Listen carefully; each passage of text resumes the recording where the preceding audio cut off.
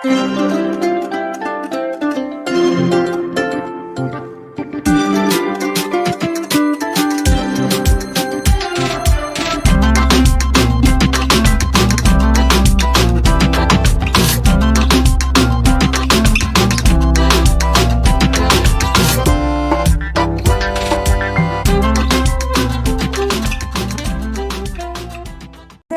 கூட நாம் பார்த்தீங்கன்னா இரண்டு தாய்மார்கள் அவங்களோட பிள்ளைகளுக்குன்னு ஒரு பிரச்சனை வரும்போது அவங்க எந்த அளவுக்கு பரிதவிக்கிறாங்கன்றதை பற்றி நம்ம பார்க்க போகிறோம்.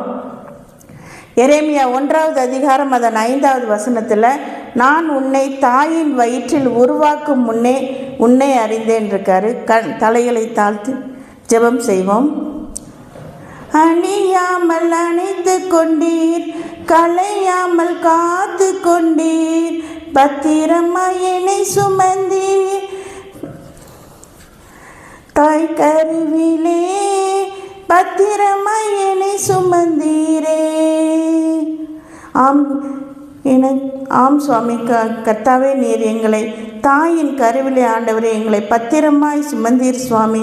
ஆண்டவரே, இந்த நேரத்திலும் கர்த்தாவே எங்களை வழிநடத்தி காத்து கொண்டிருக்கிறீர் சுவாமி. ஆண்டவரே, கடந்த வருடத்திலே தெபரால் மாதர் சங்கத்தை நீர் நல்ல முறையில் வழிநடத்தி கொண்டிருந்தீர் சாமி.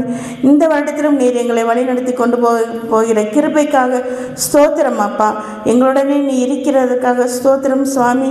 ஆண்டவரே, எங்களுக்கு கொடுத்திருக்க போதகருக்கும் ஒரு குடும்பத்திற்குமாக ஸ்தோத்திரம் அப்பா. அவர்களை காத்து வழிநடத்துகிற கிருபைக்காக ஸ்தோத்திரம் சாமி. ஆண்டவரே, எங்களுக்காக உதவி செய்கிற கமிட்டி மெம்பர் சபையார் அனைவருக்கும் ஆண்டவரே நல்ல முறையில் இருக்க கிருபையாய் அருள் புரியுங்க ஆண்டவரே.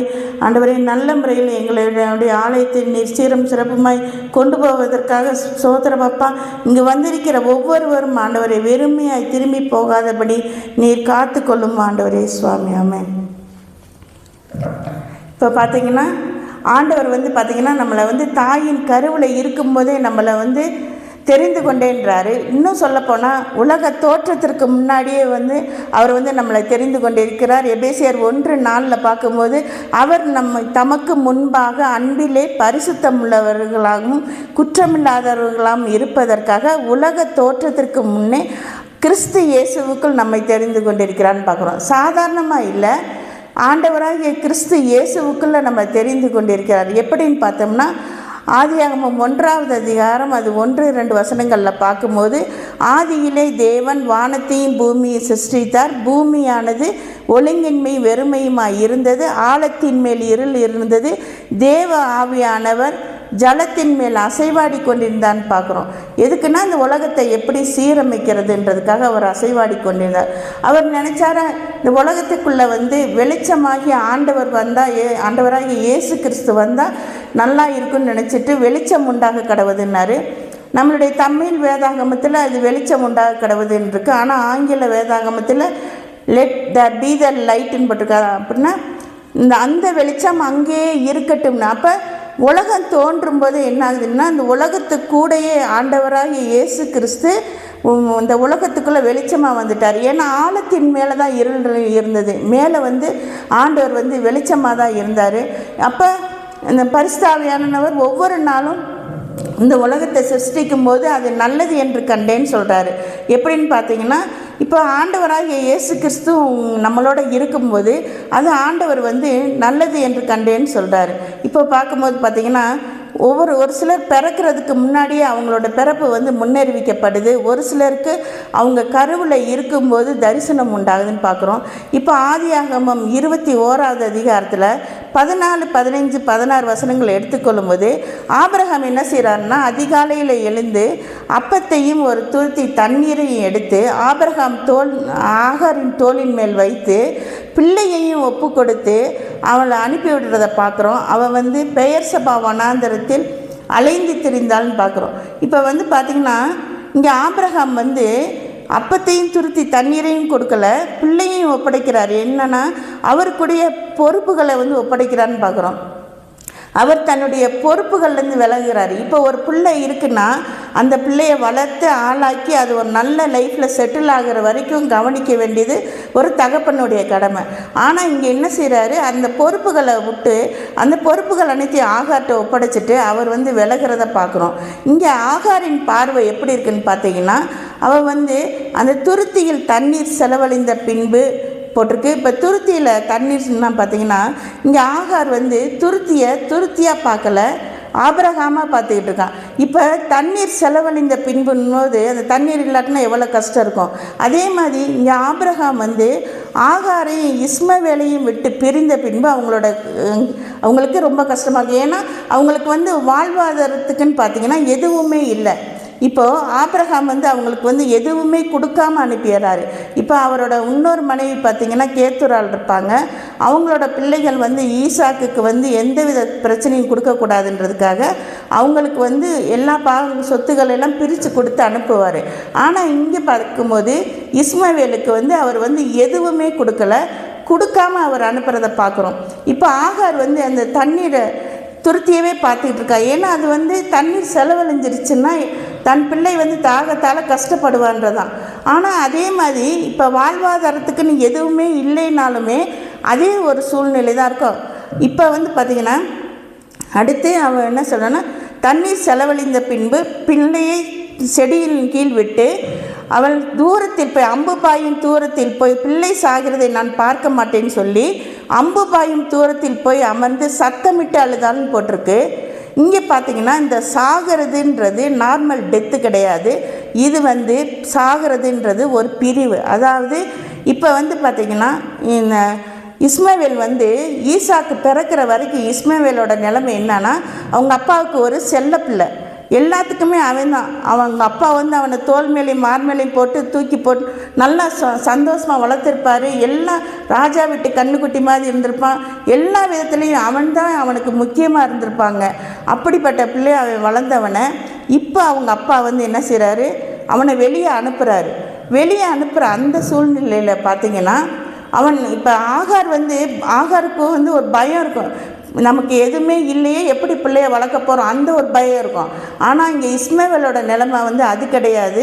தன் தகப்பனை பிரியும் போது அவன் படுற வேதனை அதுதான் பார்த்திங்கன்னா சாகிறதுன்றது இங்கே பிரிவை குறிக்குது. இப்போ ஆதியில் பார்த்திங்கன்னா தேவன் ஆதாமை பார்த்து சொல்லுவார், இந்த கனியை நீ சாப்பிடுற நாளில் சாகவே சாவாயின்னுவார். ஏன்னா அங்கே அவர் சாக மாட்டார், ஆனால் தேவனை விட்டு பிரிஞ்சிடுவார். அதை தான் இங்கே குறிக்குது. இப்போ சாகிறதுன்னா இப்போ எல்லாரும் பிள்ளை செத்துருமோன்னு பயப்படுவாங்க. ஆக்சுவலாக அவன் பிள்ளை அவங்க தகப்பனை விட்டு பிரிஞ்சுட்டு அந்த பிரிவுனால் அவன் ரொம்ப கஷ்டப்படுவான். அந்த கஷ்டத்தின் மத்தியில் அதாவது பார்த்திங்கன்னா இப்போ ஆகார் சத்தமிட்டு அழுதாலும் போட்டிருக்கோம். ஆனால் இங்கே இஸ்மவேல் மனசுக்குள்ளேயே உடஞ்சி போய் அவன் மனசுக்குள்ளேயே அழுதுகிட்டு இருப்பான். இப்போ நம்மளுடைய ஆலயத்துக்கு கூட நிறைய பேர் ஜெபம் பண்ண வராங்க. நிறைய பேர் மனசு விட்டு அவங்களோட பிரச்சனைகளை வெளியில் சொல்லி ஜெபம் பண்ணுவாங்க. சிலர் பீடத்தை பார்த்த மணிக்கு அப்படியே அமைதியாக உட்காந்துருப்பாங்க. ஆனால் அவங்க மனசுக்குள்ளே அவங்க அழுது ஜெபம் பண்ணிக்கிட்டு இருப்பாங்க. ஆனால் ஆண்டவர் பார்த்திங்கன்னா எல்லா ஜெபத்தையும் கேட்கிறவராக இருக்கிறாரு. இப்போ நம்ம எப்படி அழுதாலும் சரி, சில சமயம் நம்ம எல்லாத்தையும் விட்டுட்டு தனியாக போய் கூட நம்ம அழுவோம். இப்போ யாக்கோபு பார்த்திங்கன்னா அவருடைய மனைவி பிள்ளைகளெல்லாம் அனுப்பிட்டு யாபோக்கு ஆற்றங்கரையில் தனித்து உட்காந்து அழுதுட்டு இருப்பார். ஆனால் அந்த அழுகையும் ஆண்டவர் கேட்டார். அது மட்டுமல்ல, மகதலேனா மரியாள் அழுதப்போ ஏன் அழுகிறான்னு கேட்டார். லாசரோட சகோதரி மரியாள் அழுதப்ப அவளோட சேர்ந்து அவரும் கண்ணீர் விட்டார்னு பார்க்குறோம். ஆண்டவர் எப்படி அழுதாலுமே, இப்போ ஆகார் சத்தமிட்டு அழுதாலும் சரி, இஸ்மவேல் மனசுக்குள்ளே உடஞ்சி போய் அழுதாலும் சரி, இப்போ நம்ம வீட்டிலே எடுத்துக்கிட்டோம்னா நம்ம பிள்ளைங்க சில சமயம் அவங்களோட தேவைகள் நிறைவேறாமல் அவங்க மன வருத்தப்பட்டு ஏதோ கஷ்டப்பட்டு அழுதுகிட்டு இருக்காங்கன்னா, இப்போ நம்மளால் ஏதாவது அவங்கள சரி செய்ய முடியும்னா நம்ம அவங்களுக்கு ஆறுதல் சொல்லலாம், எதுவும் செய்யலாம். ஆனால் இங்கே சரி செய்ய முடியலன்றப்ப சில சமயம் நம்மளே என்ன செய்வோம், உடஞ்சி போய் தனியாக உட்காந்து அழுதுகிட்டு இருப்போம். இங்கே ஆகாரோட நிலைமை அப்படி தான். அவன் இஸ்மவேலுக்கு தேவை அவனுடைய தகப்பன். அந்த தகப்பனை ஆகாரால் இப்போ கொடுக்க முடியாது. இப்போ அவன் மனசு உடஞ்சி அழுகும்போது அந்த அழுகையை அவளால் பார்க்க முடியலை. அதனால தான் அம்புபாயின் தூரத்தில் போய் உட்காந்து அவள் அழுதுகிட்டு இருந்தான்னு பார்க்குறோம். இப்போ ஆண்டவர் என்ன சொல்கிறான்னு பார்த்தாங்கன்னா, ஆகாரை கூப்பிட்றாரு. கூப்பிட்டு, ஆகாரே உனக்கு என்ன சம்பவித்தது, ஏன் நீ அழுகிற, பிள்ளை இருக்கும் இடத்தில் தேவன் அவள் சத்தத்தை கேட்டார்னார். ஏன்னா தேவன் வந்து அவளோட சத்தத்தையும் கேட்டார், பிள்ளையின் உள்ளக்குள்ளே அழுதுகிட்டு இருந்தாலும் அந்த சத்தத்தையும் வந்து பார்த்திங்கன்னா தேவன் கேட்குறாரு. இப்போ தேவன் என்ன சொல்கிறாரு, பிள்ளையை கையில் பிடிச்சிக்கிட்டு நழுந்து நடன்றாரு. அடுத்து பார்த்திங்கன்னா ஆண்டவர் சொல்கிறாரு, நீ வந்து ஏன் வந்து பார்த்திங்கன்னா அந்த தண்ணீர் துருத்தியவே பார்த்துக்கிட்டு இருக்கிறன்னுட்டு ஆகாரோட கண்களை திறக்கிறாரு. இப்போ ஆகார் வந்து பார்த்திங்கன்னா ஒரு குருடி கிடையாது அவளோட கண்ணை திறக்கிறதுக்கு. ஆனால் அவளோட மனசு எல்லாம் எப்படி இருக்குன்னா அந்த துருத்தியை பார்த்துக்கிட்டு இருக்குது. துருத்தியில் தண்ணீர் இல்லையேன்னு அதையே தான் பார்த்துட்டு இருக்கு. அப்போ ஆண்டவர் என்ன சொல்கிறாருன்னா, நீ அந்த துருத்தியவே பார்த்துட்டு இருக்காத, அதாவது ஆபிரகாமையே நினச்சிட்டு இருக்காத, ஜீவ தண்ணீர் ஊற்றாகி துறவா நிற்கிற நீ என்ன பாரு, நான் இருக்கிறேன், நீ எதுக்கு ஆபிரகாமை நினச்சிக்கிட்டு இருக்கிற, ஆபிரகாம் விட்டுட்டான்றதுக்காக நீ நினைக்காத, துருத்தி அந்த ஜீவ தண்ணீர் ஊற்றாக இருக்கிற என்னையே நீ பாருன்றாரு ஆண்டவர். அடுத்து பிள்ளையை எடுத்து அவனுடைய கரங்களை பற்றி கொண்டு நீ போ, அவன் பிள்ளையுடனே நான் இருப்பேன்னு சொன்னவர். அதே மாதிரி ஆண்டவர் பார்த்திங்கன்னா அவளை பாரான் வனாந்தரத்துக்கு போக சொல்கிறாரு. பிள்ளையின் கூட அவர் இருக்கிறாரு. வனாந்தரத்தில் அவன் வந்து வளர்ந்து வாலிபன் ஆகிறான், வில்வித்தையில் வல்லவனாகிறான். ஆபிரகாம் எந்த நிமிஷம் வந்து அந்த பிள்ளையின் கரத்தை விட்டாரோ அந்த நிமிஷத்துலேருந்து ஆண்டவர் வந்து அந்த பிள்ளையினுடைய கரங்களை பற்றி கொண்டதை பார்க்குறோம். இப்போ பார்த்திங்கன்னா வேதத்தில் வந்து அதிகமாக ஆசீர்வதிக்கப்பட்டது யாருன்னு பார்த்திங்கன்னா ஆகார் தான். ஏன்னா ஆகார் தான் முதல்ல ஆண்டவரை வந்து தரிசனம் பண்ணது.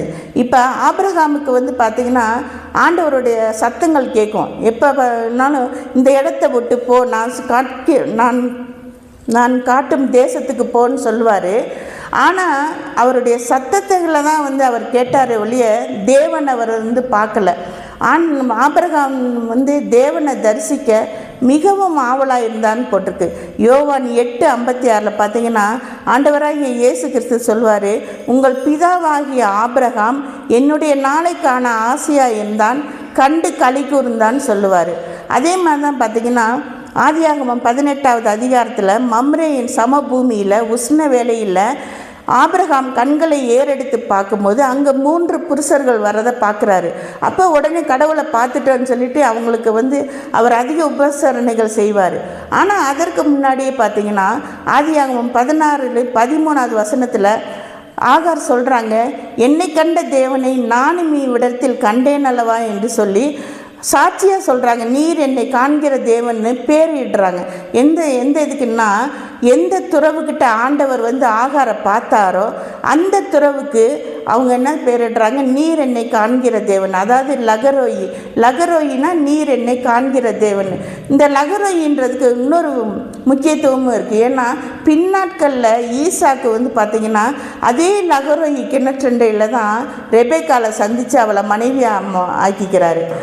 அந்த அளவுக்கு பார்த்திங்கன்னா ஆகார் வந்து ரொம்ப முக்கியத்துவம் வாய்ந்தவங்களாக இருக்காங்க. ஆனால் ஒரு விஷயம் என்னென்னா ஆகார் வந்து அவங்களோட மகனை குறித்து ரொம்ப அவ்வளோ வேதனைப்பட வேண்டியதில்லை. அவனோட எதிர்காலம் எப்படி இருக்குமோன்னு அவங்க பயப்பட தேவையில்லை. ஏன்னா அவங்களுக்கு பார்த்திங்கன்னா இஸ்மவேல் வந்து அவங்க கர்ப்பத்தில், அதாவது அவங்க கர்ப்பவதியாக இருக்கும்போது அவங்க கருவில் அவன் வந்து ஒரு பீன்ஸ் விதையளவு தான் இருந்திருப்பான். அந்த விதையளவு இருக்கும்போது ஆண்டவருடைய தரிசனம் உருவாகுது.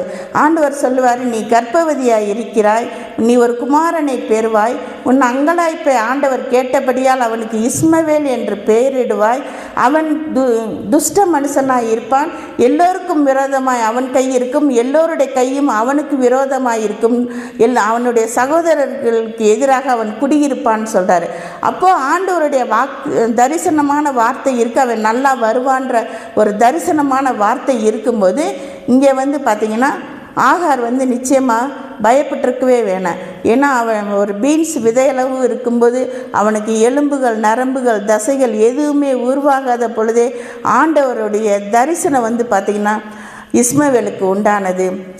எலும்புகள் உருவாகல, நரம்புகள் உருவாகல, தசைகள் உருவாகல, தரிசனம் உருவானது. தாய் கருவிலே தரிசனம் உருவானது.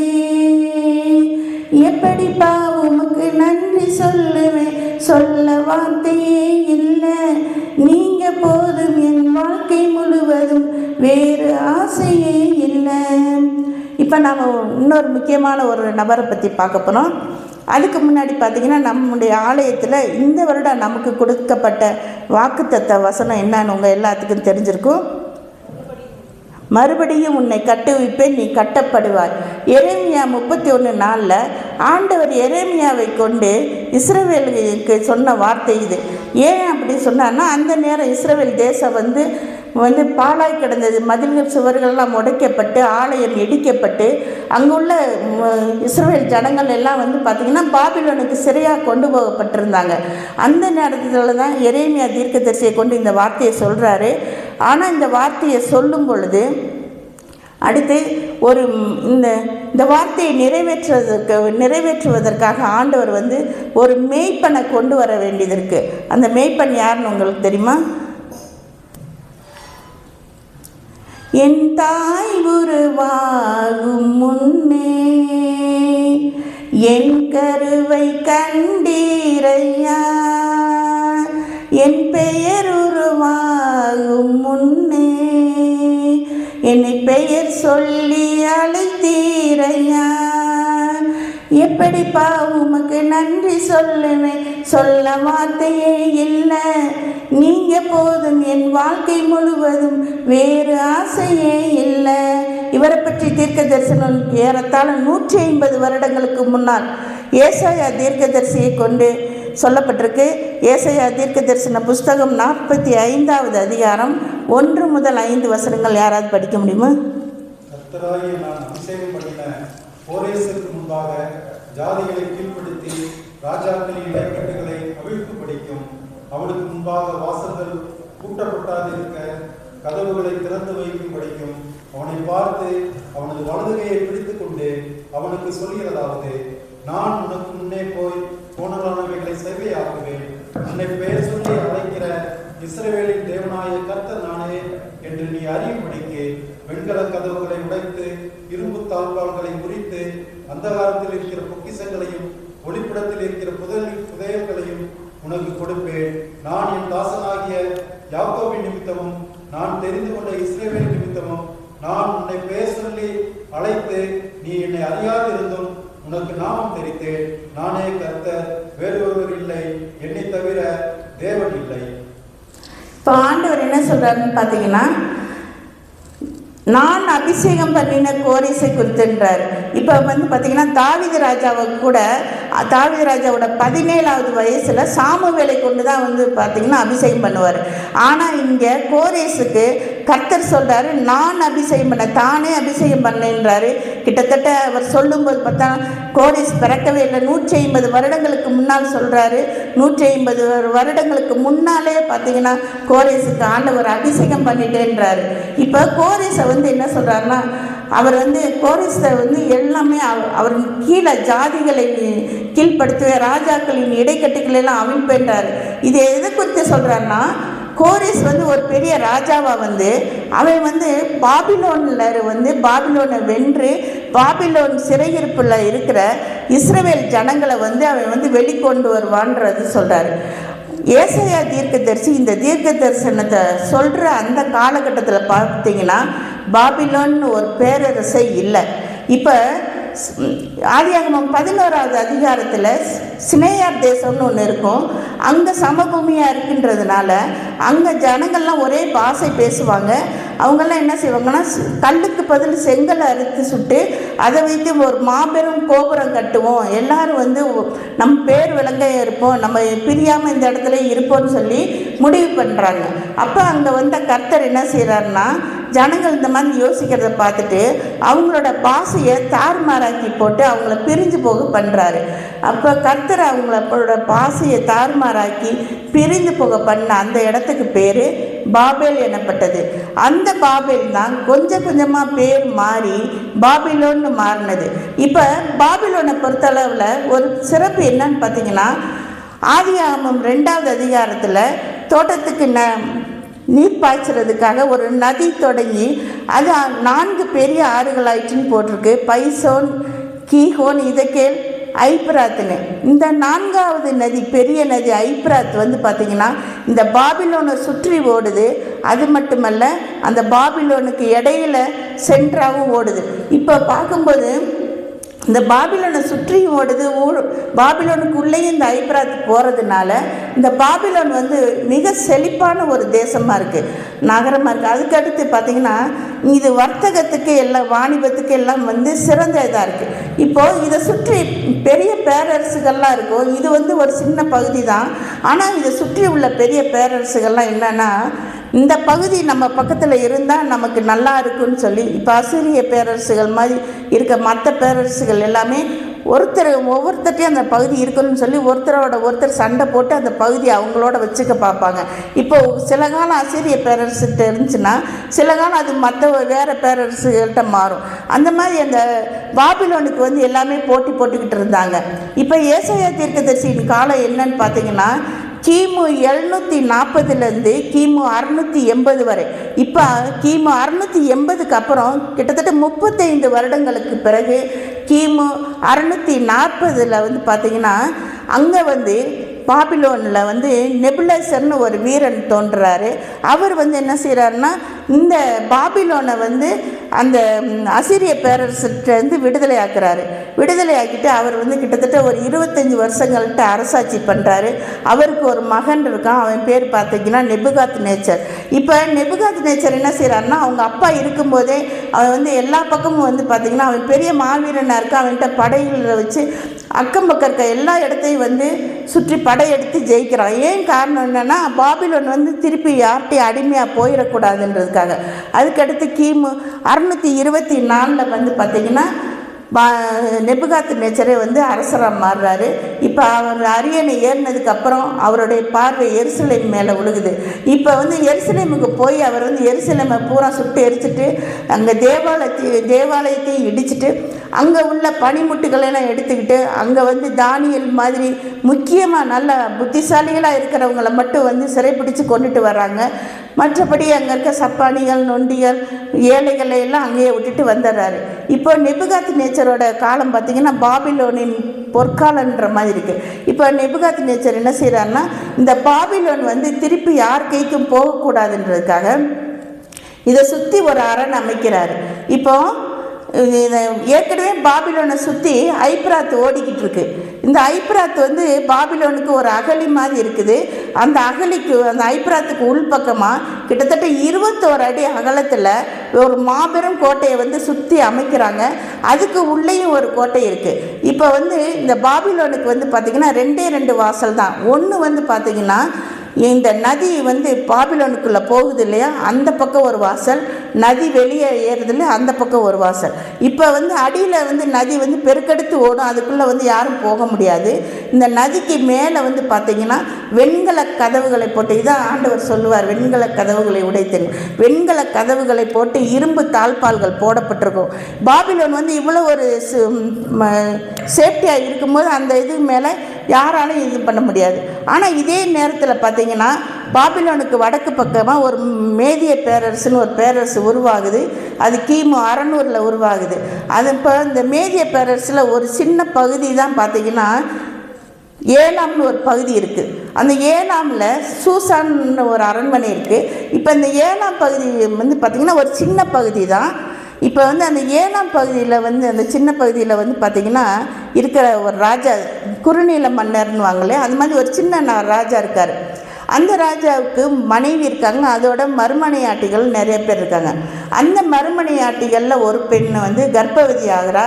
அவள் கர்ப்பமானோன்னு அந்த குழந்தைய பற்றி தெரிஞ்சுக்கிறதுக்காக அங்கே குறிப்பாக்குறவங்க இவங்களை கூப்பிட்டு வச்சு பார்க்குறாங்க. பார்க்கும்போது அவங்க சொல்கிறாங்க, இந்த குழந்தை பெரிய ஆளாக வரும், இது ஒரு பெரிய பேரரசனாக வரும் அப்படின்னு சொல்கிறாங்க.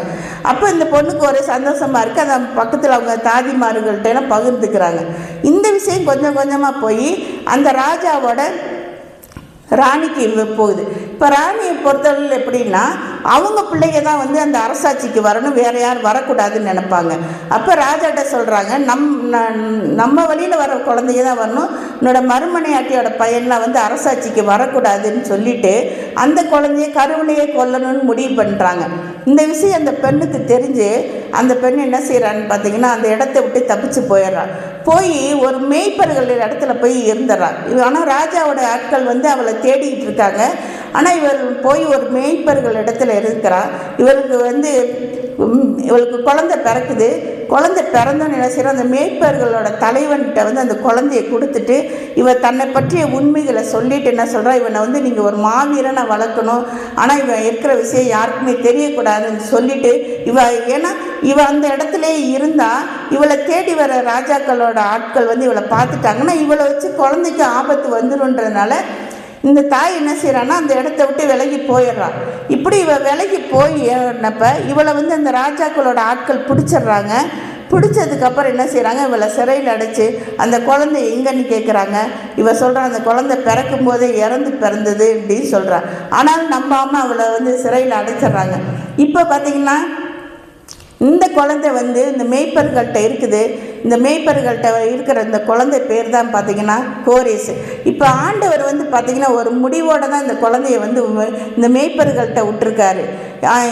ஏசாயா 44 பார்த்திங்கன்னா 28வது வசனத்தில் ஆண்டவர் சொல்லுவார், கோரேசை குறித்து, அவன் என் மேய்ப்பன், அவன் எருசலேமை நோக்கி நீ கட்டப்படு என்றும் தேவாலயத்தை நோக்கி நீ அஸ்திபாரப்படு என்றும் சொல்லி எனக்கு பிரியமானதை எல்லாம் நிறைவேற்றுவான் என்று சொல்கிறவர் நான். அதான் அவர் வந்து ஒரு மேய்ப்பெண்ணு ஆண்டவர் சொன்னார். அதனால தான் அவரை வந்து என்ன சொல்கிறோன்னா ஒரு மேய்ப்பர்கள்ட்ட அவர் வளர்க்க விடுறாரு. இப்போ கோரேஸ் பார்த்திங்கன்னா வளர்ந்து வாலிபன் ஆகிறான். ஆண்டவர் சொன்ன மாதிரி அவருடைய வழக்கரத்தை பிடிக்கிறாரு.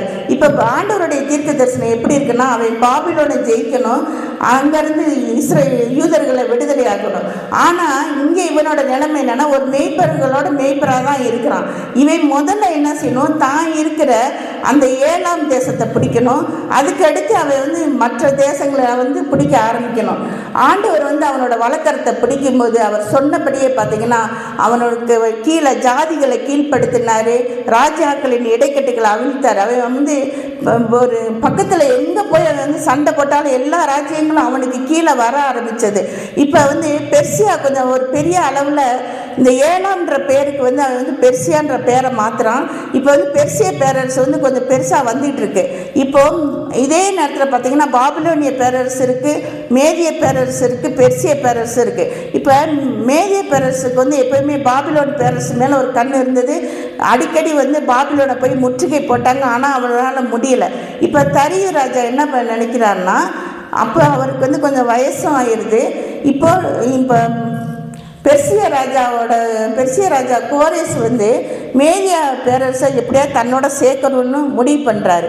இப்போ இது வந்து தரியு ராஜாவுக்கு தெரிஞ்சோன்னே ஒரு சண்டை போட்டு இதில் ஒரு முடிவு வர்றதுக்கு பதில் நாம் வந்து சமாதானமாக போனால் நல்லா இருக்குமேன்னு சொல்லிட்டு அவருடைய மகள் மாண்டேன்ற பொண்ணு, அந்த பெண்ணு பேர், அவளை வந்து என்ன செய்கிறாரு, நீ திருமணம் முடிச்சுக்க, நம்ம ஒரே ராஜ்யமாக மாறிடலான்னு சொல்கிறார். அந்தபடி கோரேஸ் ராஜா அவருடைய மகளை வந்து திருமணம் முடிச்சுக்கிறாரு. அதுக்கப்புறம் மேதிய பெர்சிய பேரரசு ஒன்றாகுது. இப்போ 2 பேரும் சேர்ந்து போய் என்ன செய்கிறாங்கன்னா பாபிலோனை போய் முற்றுகை போடுறாங்க. பாபிலோனை வந்து 60 வருஷங்கள் முற்றுகை போட்டால் கூட அங்கே பஞ்சம் வராது, அந்த அளவுக்கு அது செழிப்பான தேசமாக இருக்குது. ஆனால் அதை எப்படி வெற்றி கொள்றதுன்னு முடிவு பண்ணுறதுக்காக கோரேஸ் ராஜா என்ன பண்ணுறாருன்னா, அந்த ஐப்ராத் நதிக்கு கொஞ்சம் கீழ்ப்புறமாக ஒரு செயற்கையான ஒரு ஏரியை உண்டாக்கி நிறைய வாய்க்கால்களை ஏற்பாடு பண்ணுறாரு. வாய்க்கால்களை ஏற்பாடு பண்ணி ஐப்ராத்து தண்ணியை அந்த பக்கம் திசை திருப்பணும்னு முடிவு பண்ணுறாரு. அது எந்த இடத்துலனா, ஐப்ராத் நதி எந்த இடத்துல பாபிலோன் உள்ளே போகுதோ அந்த இடத்துக்கு நேராக வாய்க்கால்களை வந்து இவர் ஏற்பாடு பண்ணுறாரு.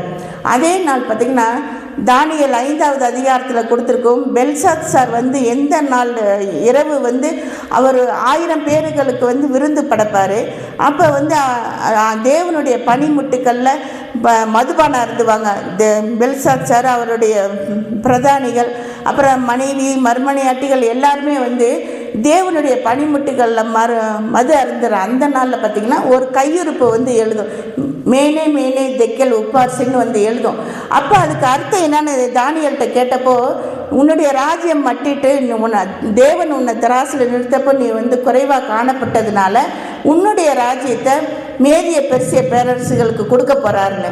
அந்த இரவில் தான் பார்த்தீங்கன்னா இங்கே வந்து கோரேஸ் ராஜா வந்து மொத்த நதியையும் வந்து அந்த வாய்க்கால்களில் திருப்பி விடுறாரு. இப்போது உள்ள பாபிலோனுக்குள்ளே போகிற அந்த நதி திருப்பி விடப்பட்டப்ப அந்த நீரோட்டை வந்து வற்றி போகுது. அந்த நீரோட்டை வற்றி போட்டு கட்டாந்தரையாக மாறுது. அப்போ வந்து பார்த்திங்கன்னா இந்த வெண்கல கதவு வந்து திறக்கப்படும், உடைக்காமல் திறக்கப்படணும். ஆனால் இங்கே கோரேஸுக்கு வந்து ஏற்கனவே பார்த்திங்கன்னா உள்ளுக்குள்ளே இருக்க அந்த படைத்தளபதிகளில் ஒருத்தர் வந்து கோரேஸுக்கு கையாளாக மாறியிருப்பான். அவன் வந்து அந்த வெண்கல கதவுகளை திறந்து வைப்பான். ஆண்டவர் சொன்ன மாதிரியே உடைக்காமல் அந்த வெண்கல கதவுகள் திறக்கப்படுது. இப்போ வெண்கல கதவு திறக்கப்பட்டதுக்கு அப்புறம் மேதிய பெர்சிய படைகள் வந்து என்ன செய்கிறாங்கன்னா அந்த வழியாக உள்ளே போய் அந்த எல்லாரும் பெரிய பெரிய ஆள்களையெல்லாம் வந்து கொலை செய்கிறாங்க. அந்த இரவில் தான் பார்த்திங்கன்னா பெல்சாத்சாரும் கொலை செய்யப்படுறாரு. இப்போ இந்த மேதிய பெர்சிய படைகள் போகும்போது பார்த்திங்கன்னா அந்த ஆற்றுக்கு 2 பக்கம் வந்து பார்த்திங்கன்னா பெரிய பெரிய அறைகள் கட்டப்பட்டு அந்த அறைகளில் வந்து பார்த்திங்கன்னா நிறைய பொக்கிஷங்கள் இருக்குது. நெபுகாத்நேச்சர் வந்து எங்கெங்கே கொள்ளையடிச்சிட்டு வந்தாரோ எல்லா பொக்கிஷங்களும் பார்த்திங்கன்னா அங்கே எல்லா இடத்துலையும் இருக்கிறத பார்க்குறோம். அந்த பொக்கிஷங்கள், அதாவது ஒளிப்பிடத்தில் இருக்கிற பொக்கிஷங்களையும் தருவேன்னு ஆண்டவர் சொன்ன மாதிரி அந்த ஒளிப்பிடத்தில் உள்ள பொக்கிஷங்களையும் என்ன செய்கிறாருன்னா கோரேஸ் ராஜாவுக்கு ஆண்டவர் ஒப்படைக்கிறாரு. இப்போ அந்த ராத்திரியில் தான் பார்த்திங்கன்னா தரியு ராஜா தன்னுடைய 62வது வயதில் ராஜ்யபாரத்தை கட்டி கொண்டான்னு போட்டிருக்கோம். ஏன்னு பார்த்திங்கன்னா முதல்ல வந்து தரியு ராஜா வந்து கொஞ்சம் வயசானவர். அதனால அவர் அந்த அரசாட்சியில் இருக்கும்போது பாபிலோனுக்கு அடுத்து எந்த பிரச்சனையும் வந்துடக்கூடாதுன்றதுக்காக கோரேஸ் ராஜா வந்து சுற்றியுள்ள இடங்களெல்லாம் போய் போர் செய்து எல்லா இடத்தையும் ஜெயிக்கிறான். கிட்டத்தட்ட 127 நாடுகளை ஜெயிக்கிறான். இந்து தேசம் முதல் எத்தியோப்பியா தேசம் வரை பெர்சியா தேசம் வந்து பரவி இருக்கிறதுக்கு காரணம் வந்து கோரேஸ் மட்டும்தான். அகாஸ்வேர் நாட்களில் பார்ப்போம், எஸ்தரில் கூட அந்த இந்து தேசம் முதல் எத்தியோப்பியா தேசம் வரை 127 நாடுகள்னு வரும்ல, அது வந்து கோரேஸால் ஜெயிக்கப்பட்டதான். அதுக்கப்புறம் வந்து எந்த ராஜாக்களும் வந்து அந்த அளவுக்கு சண்டை போட்டு எந்த பகுதியும் ஜெயிக்கலை. கோரேஸுக்கிட்ட தான் ஆண்டவர் வந்து எல்லாவற்றையும் வந்து சீர்படுத்தினார். இப்போ தரியு ராஜா 2-3 வருஷம் அரசாட்சி பண்ணுறாரு. இவர் எல்லா தேசங்களையும் ஜெயிச்சதுக்கப்புறம் வந்து கோரேஸ் ராஜா ஆட்சியில் அமரும்போது அப்போ தான் வந்து ஜனங்களை பற்றி பார்க்குறாரு. ஜனங்களை எல்லாம் பற்றி பார்த்துட்டு ஜனங்களோட நம்பிக்கை, அவங்களோட தெய்வ வழிபாடு, அவங்களுடைய கலாச்சாரம் எல்லாத்தையும் பார்த்துட்டு யார் யார் அங்கே அடிமைப்பட்டிருக்காங்கன்னு எல்லாத்தையும் பார்த்துட்டு தான் அப்போ தான் இவர் என்ன செய்கிறாரு, யூதர்களை பார்த்து சொல்கிறாரு. இந்த இது பார்த்திங்கன்னா 2 நாளாகமம் 36 கடைசி 22-23 வசனங்களில் போட்டிருக்கோம். அதே இது எஸ்ரா 1:1-2 போட்டிருக்கோம். 2 சேமாக தான் வரும். 36:22. எரேமியாவின் வாயினாலே கர்த்தர் சொன்ன வார்த்தை நிறைவேறும்படி பெர்சியாவின் ராஜாவாகிய கோரேசின் 1ஆம் வருஷத்திலே கர்த்தர் பெர்சியாவின் ராஜாவாகிய கோரேசின் ஆவியை ஏவினதினாலே அவன் பரலோகத்தின் தேவனாகிய கர்த்தர் பூமியின் ராஜ்யங்களை எல்லாம் எனக்கு தந்தருளி யூதாவில் உள்ள எருசலேமிலே நமக்கு ஆலயத்தை கட்டுவிக்கும்படி எனக்கு கட்டளையிட்டிருக்கிறார். ஆமாம். இப்போ வந்து பார்த்திங்கன்னா அந்த வாக்குத்தத்த வசனம் நம்மளுக்கு கொடுத்தாருங்க இல்லையா, அதே வசனம் எரேமியா வாயினால் உண்டானது. என்னை மறுபடியும் கட்டுவிப்ப நீ கட்டப்படுவாயினால அந்த வசனத்தை எரேமியா வாயினால் உருவான அந்த வார்த்தையை நிறைவேற்றுறதற்காக ஆண்டவர் வந்து கோரேஸை ஏவி அதே மாதிரி வந்து பார்த்திங்கன்னா கட்டப்பட செய்தார். ஆண்டவர் வந்து பார்த்திங்கன்னா கோரேஸோட வழக்கரத்தை பிடிச்சி ஆண்டவர் என்னென்ன சொன்னாரோ எல்லாவற்றையுமே வந்து பார்த்திங்கன்னா நிறைவேற்றினார். இப்போது ஆண்டவர் வந்து இஸ்மவேலுக்கும் சரி கோரேஸுக்கும் சரி அவங்களோட கரங்களை பற்றி கொண்டு அவங்கள வழி நடத்தினார். அதே மாதிரி தான் பார்த்தோம்னா நமக்குமே ஆண்டவரோட நம்மளுடைய வழக்கரங்களை பிடிக்கிறவராக தான் இருக்கார். ஆண்டவராகிய இயேசு கிறிஸ்து நம்மளுடைய வழக்கரங்களை பிடித்து கொண்டு நம்மளை வழி நடத்துவராக வழி நடத்துகிறார். அவரோட வழக்கரத்தை பிடிச்சு கொண்டு நாம் வழி நடக்கும்போது நாம் அவருக்கென்று அவருடைய காரியங்களில் நம்ம வந்து செம்மையாக நடக்கணும். சில சமயம் நம்மளால் எதுவுமே முடியாட்டினாலும் நம்ம ஆண்டவரை பற்றி ஒரு சுவிசேஷம் யாருக்கிட்டையாவது 2 பேர்த்துக்கிட்டையாவது நம்ம எடுத்து சொல்லணும். ஆண்டவருடைய ஊழியத்தில் நம்ம நிலைச்சு நிற்கணும்.